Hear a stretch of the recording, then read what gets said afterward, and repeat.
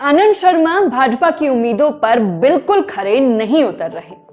जब आनंद को कांगड़ा संसदीय क्षेत्र से कांग्रेस का टिकट मिला तो भाजपाई फूले नहीं समा रहे थे, मानो उनके रोम रोम में खुशी के फुआरे उठ गए हो। भाजपाइयों को लगा आनंद शर्मा बाहरी हैं, कांगड़ा की जनता उन्हें अपना नहीं मानेगी, धरती पुत्र का नारा चलेगा और आनंद एक बेहद कमजोर प्रत्याशी साबित होंगे।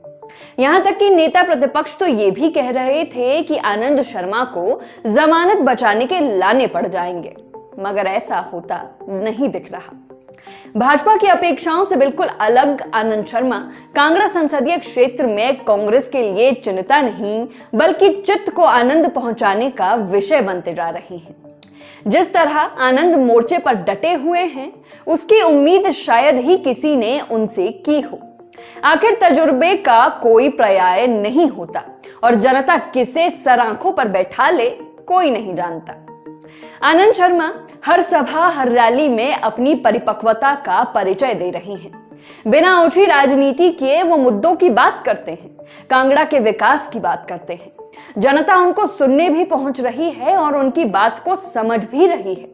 राज्यसभा और अपने इतने लंबे राजनीतिक करियर से पाए अनुभव और वाक कौशल का आनंद शर्मा पूरा इस्तेमाल कर रहे हैं। साफ स्पष्ट शब्दों में कहें तो कांग्रेस कांगड़ा में हवा का रुख बदलती नजर आ रही है। ये चुनाव भाजपा के लिए उतना आसान नहीं रहा जितना भाजपा समझ रही थी।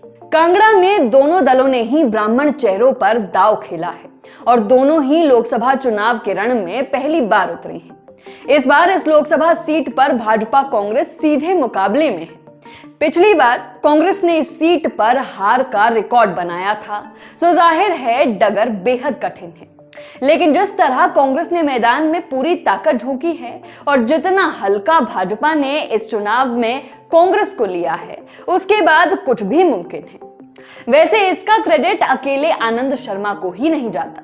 भाजपा का किला माने जाने वाले कांगड़ा संसदीय क्षेत्र में कांग्रेस की मोर्चाबंदी चौतरफा दिखाई दे रही है। आनंद तो मोर्चे पर हैं ही, मगर कांग्रेस के अन्य दिग्गज भी कमान संभाले हुए हैं। राजीव भारद्वाज के साथ मोदी नाम के अलावा सांगठनिक ताकत का भले ही सहारा हो, मगर आनंद शर्मा को भी कांग्रेस के सिटिंग एमएलए की परफॉर्मेंस पर पूरा भरोसा है। चुनावी जंग में विधायकों का संख्या बल कांग्रेस के पक्ष में है। कुल 11 विधायक संसदीय क्षेत्र में कांग्रेस के हैं। कुलदीप पठानिया विधानसभा अध्यक्ष हैं। चौधरी चंद्र कुमार और यादविंदर गोमा कैबिनेट मंत्री हैं। आरएस वैली को कैबिनेट रैंक मिला है। किशोरी लाल और आशीष बुटेल सीपीएस तो केवल पठानिया उप मुख्य सचेतक हैं। गोकुल पटेल आईटी सलाहकार हैं और भवानी सिंह पठानिया के पास भी कैबिनेट रैंक है। ये सभी नेता कांग्रेस को लीड दिलाने में जी जान लगा रहे हैं। इस संसदीय क्षेत्र के प्रभारी चौधरी चंद्र कुमार हैं, जो खुद इस संसदीय क्षेत्र से मोर्चा संभाले हुए हैं। आशीष और गोकुल बुटेल पालमपुर में मोर्चा बंदी किए हुए हैं।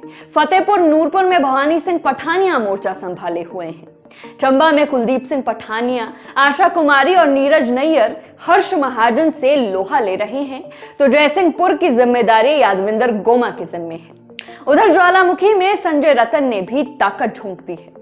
कांगड़ा संसदीय क्षेत्र वो संसदीय क्षेत्र है जहां की जनता ने भाजपा के पिछले उम्मीदवार को पूरे देश में सबसे ज्यादा मार्जिन से जितवाकर लोकसभा भेजा था।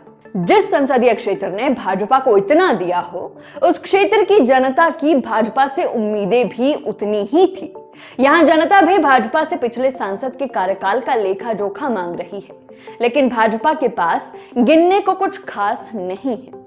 आपदा में राष्ट्रीय नेता कहां थे, इस सवाल का जवाब भी भाजपा को ही देना है। तमाम बनते बिगड़ते समीकरणों को देखते हुए यहां कहा जा सकता है कि यह सीट भाजपा के लिए किसी भी सूरत में वॉक ओवर नहीं है, जो भाजपाई समझ रहे हैं। यहां भाजपा को खूब मेहनत करनी होगी। अब तक के समीकरण तो यही कहते हैं। ये भी सच है कि इस बार भाजपा के प्रचार में वो पैनापन नहीं दिखा जिसके लिए भाजपा जानी जाती है। अब भाजपाइयों को उम्मीद है पीएम मोदी से। प्रधानमंत्री के हिमाचल आने के बाद मोदी लहर चल पड़े तो बात अलग होगी, वरना जिस सीट को भाजपा सबसे सेफ मान रही थी, वहां भी मुकाबला फिलहाल खुला है।